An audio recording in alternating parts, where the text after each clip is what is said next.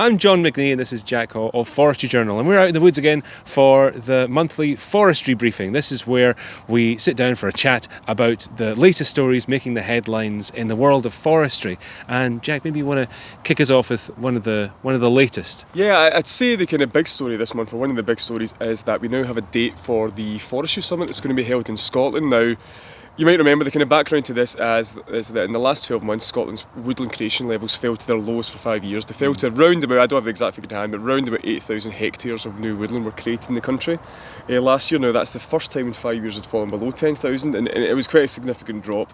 And that, that was very much a major fact in the UK as well. It's really concerning because Scotland's really been leading the way in woodland creation over the last few years, while other nations in the UK have not been faring so well. And this is not just a matter of not hitting targets, it's sort of falling well below previous years. It's substantial something, and you say that, Scotland has been leading the way. It's leading the way in terms of planting conifers and etc, etc. But in the last year, for example, Northern Ireland fell as well, but England and Wales, they both rose, kind of marginally. Wales was quite a significant rise, but the rates are still quite off what Scotland are doing, so Scotland does make up a big proportion of that. I mean, I think, again, it was about 12,000 hectares, Scotland was about 8,000 hectares of that, so it's still a big proportion, but it is a significant drop. Now, the reason this summit has been called, and it was called by Scottish Forestry and the Scottish Government is part of that, and Mary Googan, who's the Rural Affairs Secretary, it was called really to get to the bottom of this, and what you've seen since those figures were released in June, you've seen, I don't know if I'd say mudslinging, that's maybe a wee bit harsh, but there's certainly been, people trying to figure out what went wrong. Right, yeah. So what kind of, I mean, we have spoken to a few folk who have their own personal opinions about what has happened that has caused this. The government themselves, I think, have used the term skills shortage or something along those lines. Maybe there's just not. We just don't have the people to plant the trees. Well, it's interesting you say that, because that would probably, that certainly is an argument I think would be made by the government, and the Scottish Forestry would say we approved 11,000 hectares of new woodland creation, but it wasn't actually put in the ground.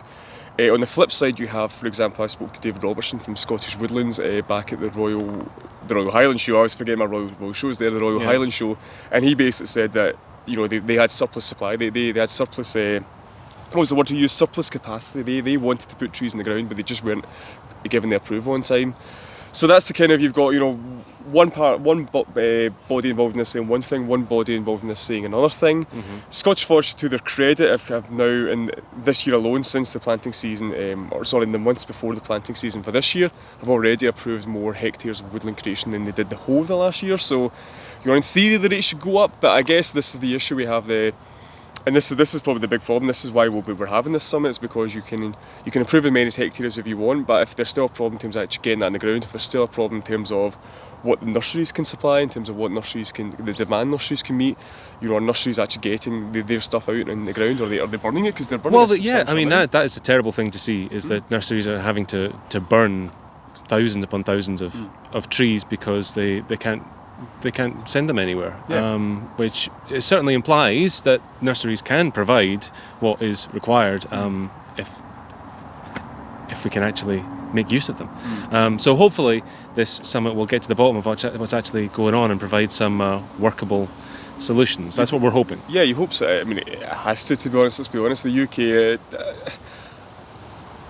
I think unless you're the most kind of fanciful person, the UK is not going to hit its planting target of 30,000 hectares, per annum in the next year or so. So it's really just about how well can we do, how well can we do in the next year, in the next 2 years. So yeah, we'll see. And it'll be interesting. We don't know for sure yet who's going to be at this summit. Obviously, Scottish Forestry is going to be there.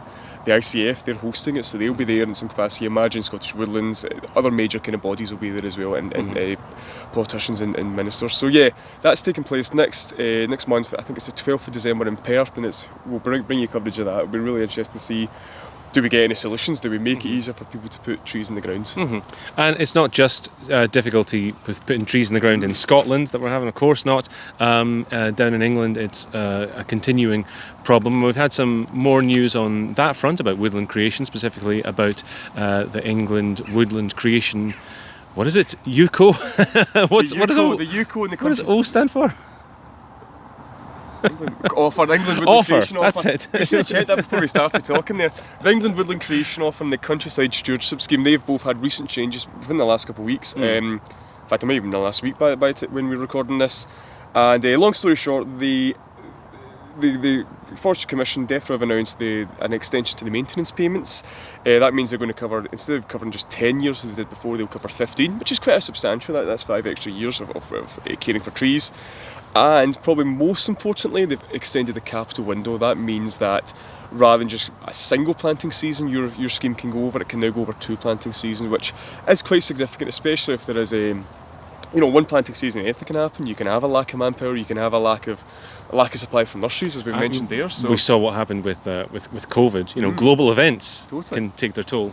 Totally, global events, we just can't predict what's going to happen. So all in all, you'd have to say, give them their credit. I know not everyone always likes to, but give them their credit. I think they've certainly listened, and this is certainly an improvement on what was there. And also, and I don't have it to hand, but they've also improved the actual increase, the rate you're going to get paid per hectare as well for your planting schemes too. So yeah, generally the improvements are quite good, and you can see that from the industry reaction actually. So we've had John Bruce, who we actually spoke to at the Confor Woodland Show recently. He's the national manager for England at Confor. And at the time before this was announced, he was full of praise for the EWCO scheme, and since this has been announced, he's also again come out and said, what was his exact words, he's very encouraged by the update now.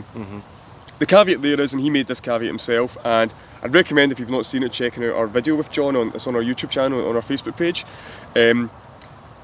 It's all well and good getting people to put trees in the ground, that's brilliant, we all want to be doing that, but there also sometimes has to be a purpose, and maybe we're not quite shouting about the fact that we should be doing this for timber as well, and that's an issue. We mentioned this in the last briefing, we've mentioned this countless times in the magazine and the website. We're still importing 80% of our timber. We're even though we had a slight improvement, we're still the 3rd largest net importer of wood. Not a lot of softwood being planted through the EWCO scheme so far. Totally, and that goes back to what we mentioned about Scotland's the only one of the UK nations that's putting more conifers in the ground than broadleaves now.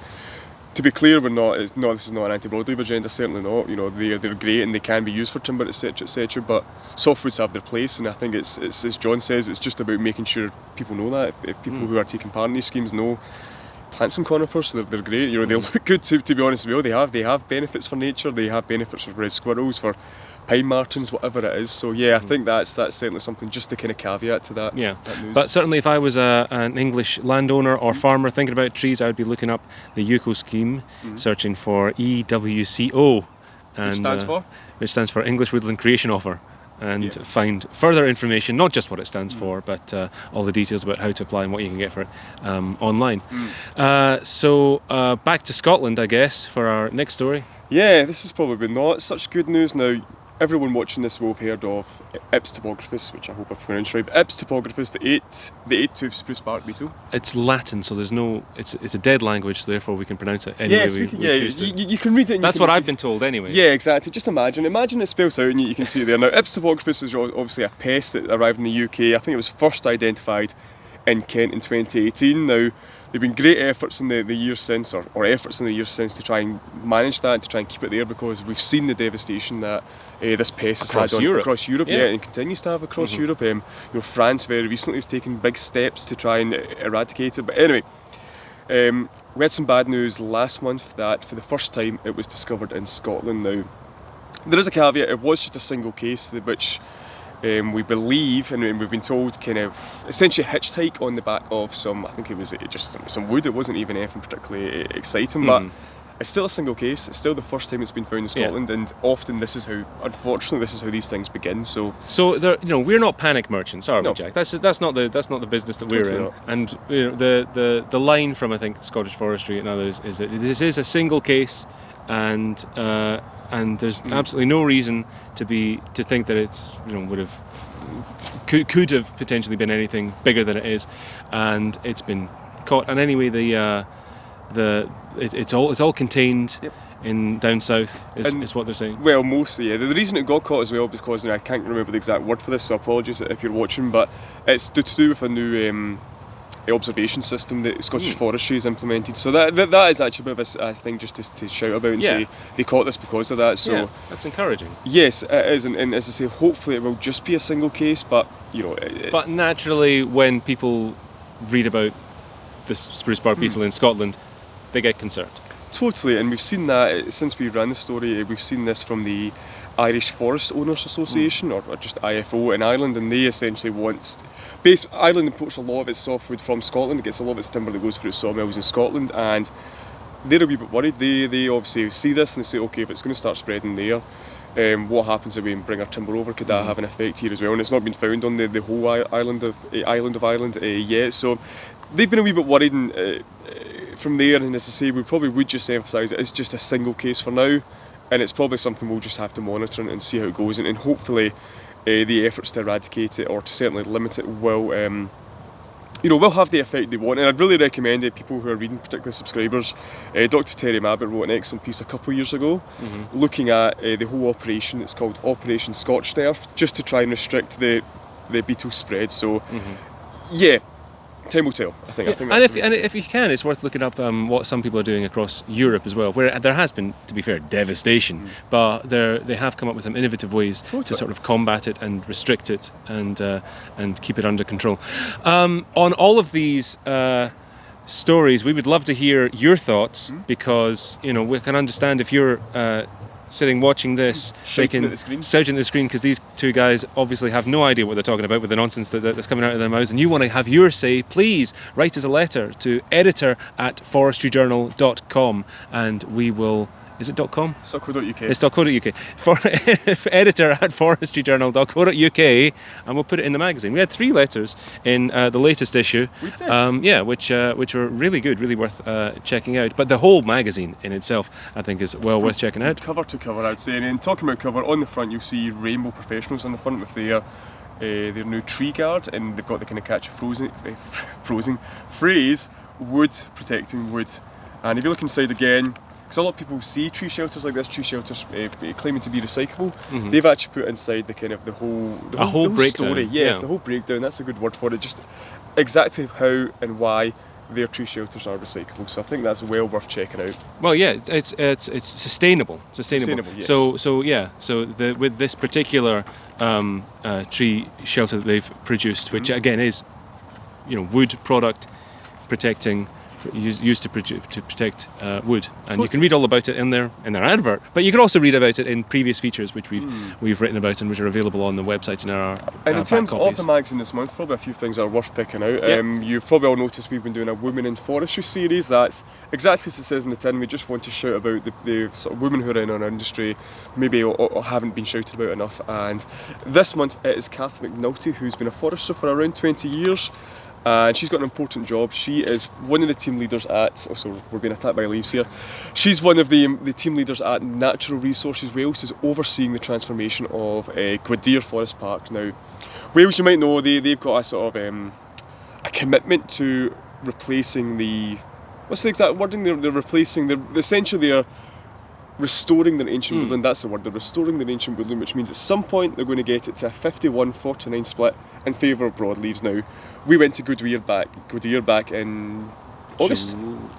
August, I think. Yeah, July. Earlier this year, anyway. We met Kath. She took us around the park. It is absolutely stunning, I've got to say, and it's stunning. A big part of that is because of the big Douglas firs that are there, but they obviously are going to have to go. They're going to have to get replaced. They've been planted, 50, 70 years ago from there. So she's got the job. It's a difficult job because not only does Gwydir, as many parts of the UK have, it's got issues with Phytophthora ramorum, so many of the large trees have had to be removed, but it's also a very steep site, and in many of the areas you can actually only do it by skylining, as we know, and as Kath says, this is actually sometimes quite difficult to find people to do this. There's very few people in the UK that have that kind of talent. So and as far as planting goes, very concerned about grey squirrel and what that's going to do to all of the new broadleaves. So really sort of keen for a solution to be found there. But a great interview subject, someone with a great story about how she got into the industry as well. Yeah, and I'll kind of just paraphrase here because it's well worth reading, but Kath, when she arrived, because she's from Switzerland originally, when she arrived in the UK she was studying ecology, but at the same time taking part in a lot of demonstrations against illegal logging, so yeah, perfectly good cause. But one time she was outside the factory, the warehouse of an importer. The importer came out and said, okay, I don't want to be doing anything illegal, what can I do here? Come in, have a look at my books. Kath went in, had a look and was like, oh, I don't actually know here, what actually is the solution? How do they make this, how do you do this correctly? So that kind of led her down to the path of studying to learn more about forestry in Wales. So yeah, really, really interesting. It's great. She's gone from there to now leading the charge, leading the transformation at one of the best sites. Well, I'd say one of the best sites in Wales, if not the UK. Like it's stunning. Sure, yeah. really interesting story, and really kind of touches into a lot of issues. In the November issue. In the November issue here. Other things that are worth looking at, you might remember in the first edition of the Forestry Briefing we were in Estonia, which, as we mentioned at the start, that was for this bad boy here, which hopefully you can see. This is the LF8 now. We touched on it last month, so we won't go into too much detail, but this is the full feature from our trip there. This is Pharma's first forwarder, an 8.5 tonne machine created in memory of its founder, and I think you and I were both impressed by the Absolutely, yeah, and very impressed by the machine, which is really a low impact forwarder, which can do a lot. But it was really impressive just seeing the sort of the shape and design of it and how it sort of moves. I mean, it's very narrow and moves, very snake-like almost, I guess, through the trees. It's like it's a really good mover. I think I might even have put that in the article. Yeah, and whilst it left some impact on the forest floor, it had been raining the last couple of days. It wasn't catastrophic. I think it was certainly very reasonable. Absolutely. So yeah, really worth reading, because we've got the full story there, the full kind of insight, full tech specs. I've even put tech specs for people that love tech specs. They're in there. I've even put my own kind of thoughts there too, so I'd say that's well worth reading. And that's not the only trip we've done recently, John, and this one was you flying solo. You went to Germany. Yeah, I went to Germany, to Weiblingen in Germany for the Stihl International Media Day, which is a day where Stihl, the chainsaw manufacturer, brings together journalists from around the world to hear about the latest goings on at the company and hear about some of I think it was 30 new products that they launched. Sadly, no chainsaws this year. You can't have everything, but the highlight for me was a new pole cutting saw designed specifically for jobs in the forest. So I think it's the HTA 150. I could be wrong about that, but yeah, and I got a chance to try it out, and it's like sort of really useful for getting into areas when you're doing woodland management that a chainsaw is perhaps too big for, and perhaps cannot reach. Probably not in like the forest we're in, actually, to be honest. But anyway, you could really clean this place up with that saw. Well, maybe not me personally, but certainly someone that's a bit better trained than me. And I think that's. There's so much more to see in the magazine this month. I don't know if there's anything else you want to kind of touch on. Oh, there's plenty. But, We'd be here all day, wouldn't we? To be honest, and you guys have probably got other things to do. So, yeah. Check it out. Subscribers should already be, if they don't have their copy, they'll be getting it within a matter of days. All the stuff will be online over the month as well. Too. And if you do want to subscribe and you do want to pick up the magazine, how do people do that, John? It's very simple. You just go to forestryjournal.co.uk/subscribe and do it there. And of course, don't forget to, what is it that people say on YouTube? Smash that like button. Smash that like button. Yeah, give us a follow down there. Point down there. This won't make any sense in the other channels we put it on. We'll put it down there. So YouTube down here, Facebook somewhere else. But listen, John, it's been a pleasure. Absolutely. I'll see you again.